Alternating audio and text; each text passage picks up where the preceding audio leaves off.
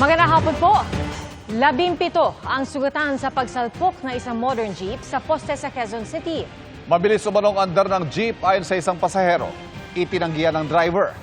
At mula sa Quezon City, nakatutok live si Jonathan Andan. Jonathan.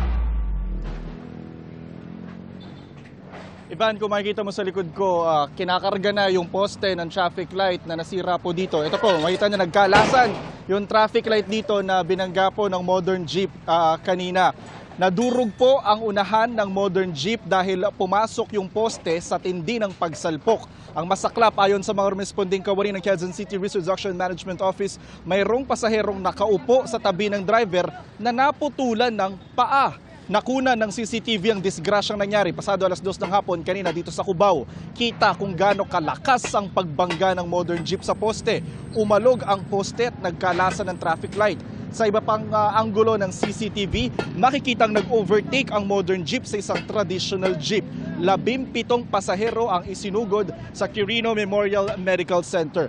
Pinasok ko ang loob ng jeep kanina. Maraming bakas ng dugo, lalo na sa tabi ng driver's seat kung saan lumusot ang poste. Diyan daw nakaupo yung lalaking naputulan ng paa, sabi ng mga taga QCD-RRMO. Meron pa rin daw ibang duguan. May mga sugat sa ulo, nahirapang huminga at nahilo. Sabi ng driver ng modern jeep, napapikit siya habang nagmamaneho.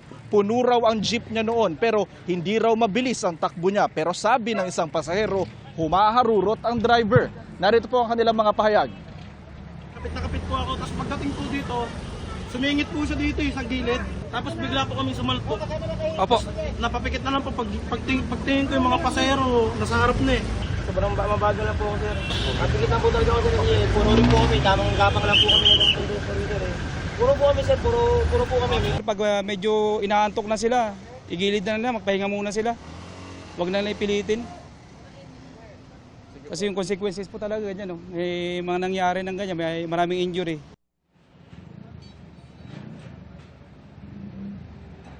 Ivan, ang sabi ng pulisya, isa sa ilalim sa drug test at alcohol test, yung driver ng modern jeep na posibleng maharap sa reklamong reckless imprudence resulting in damage to property and multiple physical injuries. Iimbestigahan din daw ng pulisya kung overloaded yung modern jeep.